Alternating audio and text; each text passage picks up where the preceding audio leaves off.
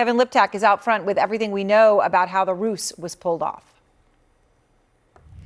At 7:54 p.m., preparations get underway at the Ankara airport to execute the subterfuge. You can see in this video, airport catering trucks begin getting into position at the side of the blue and white Legacy Air Force One that Trump said he was using to return to Washington.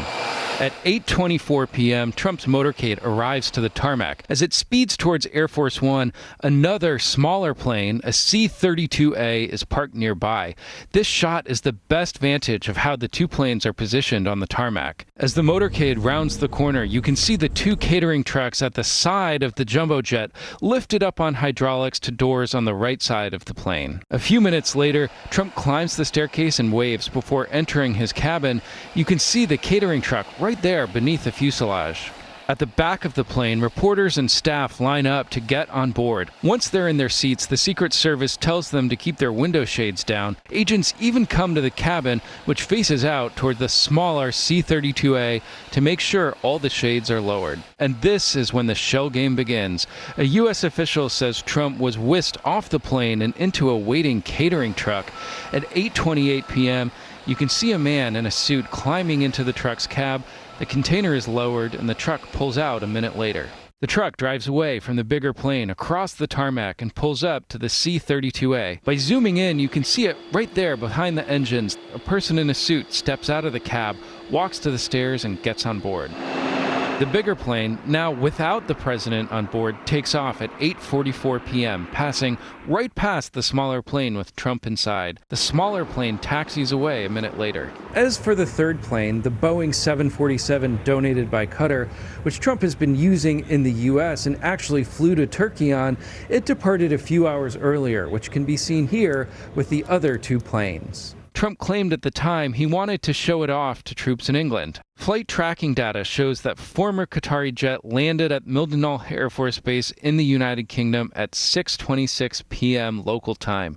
It bore the call sign SAM-33, short for Special Air Mission. 40 minutes later, the Legacy Air Force One plane, the blue and white one, appears on radar near Istanbul with no call sign.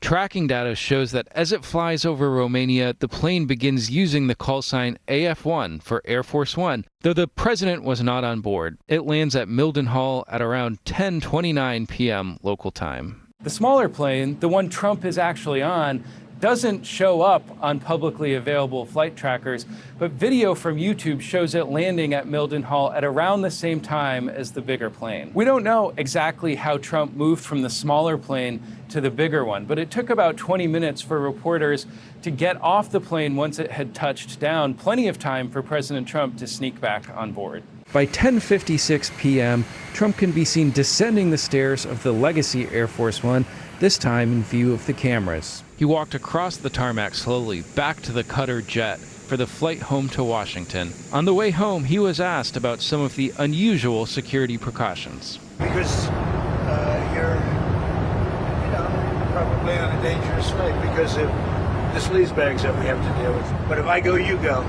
right? But was there a specific perhaps someday you want to change professions. So he says there, if I go, you go. In fact, that's not at all what would happen if disaster had struck on this particular flight. Those reporters, as well as the staff who were left on board, essentially left to be unwitting decoys for the president's plane. Now, everyone who travels on Air Force One knows that they are not the security priority. That's just implicit in the arrangement. But I've covered this building for 15 years. I've talked to people who have covered it for much longer, and no one can remember another instance of being put on a plane without the president that was the subject of an active threat.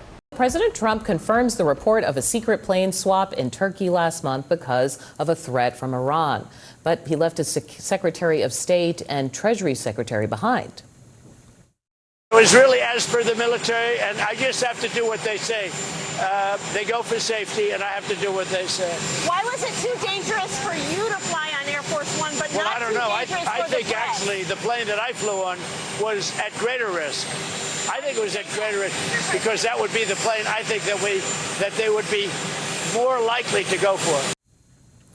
The plane that no one knew he was on. Because here's the thing. This ruse at this point, people can identify on video. The Secret Service hid the president inside a catering truck. It was a bait and switch. He put people in harm's way to save himself. That's who Donald Trump is. Okay, group chat is back. We have two takes here. One person, J.B. Pritzker, who has been a good sort of foil for Trump, willing to speak publicly on the national stage, saying, you know, you leave behind the Treasury Secretary and the Secretary of State and more than 100 people, frankly, like staffers as well as press. And maybe that's saying something about you. And Trump saying, look, I got to do what the security requires. What do you make of how Pritzker framed this?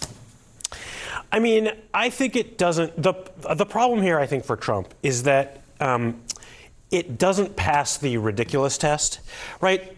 Obviously, the president's safety is of utmost priority, right? And it's important that the Secret Service keep them safe.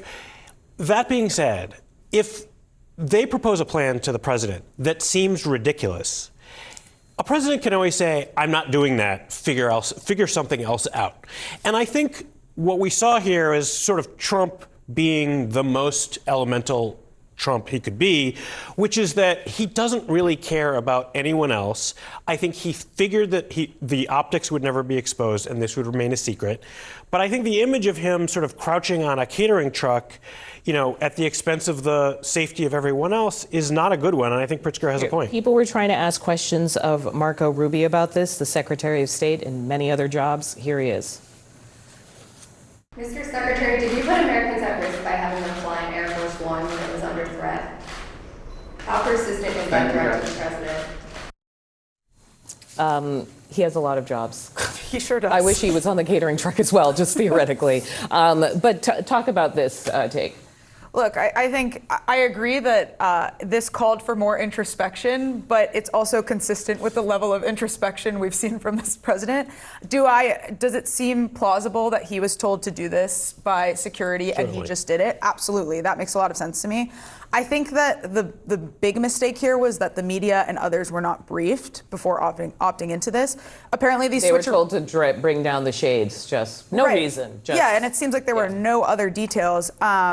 Look, these types of switcheroos have happened before. I saw, President Clinton in 2000 also, there was a similar sort of switcheroo. But I believe in that instance, the media and those on the plane were briefed. So do you think the issue is that they kept obfuscating every step of the way? So why are you switching planes? Obfuscation. Once you get back, hey, what happened to the other plane? Well, actually, there was a decoy. Well, actually, see that truck in the picture, it's something else. Well, actually. And at a certain point, you're drawing in more questions with the lack of explanation. Yeah, I mean, what this whole storyline really speaks to is the overall trust deficit in a lot of ways that we've seen between. Did you say trust deficit? Yeah, between the media and the administration on the war and the way it's been conducted. Like, in many ways, this appears to have been, in line with the relative level of disclosure the administration has given about the war, and this is something that fits a lot of folks' priors on that.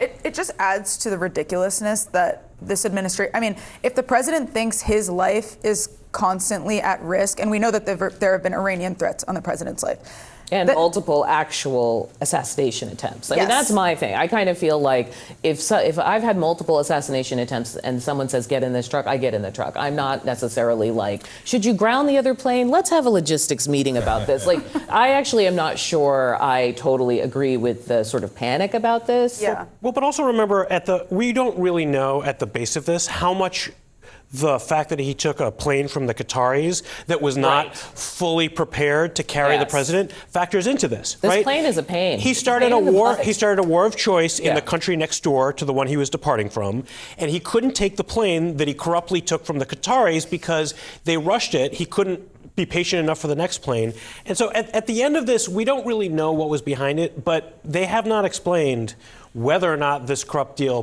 plays a part in any way.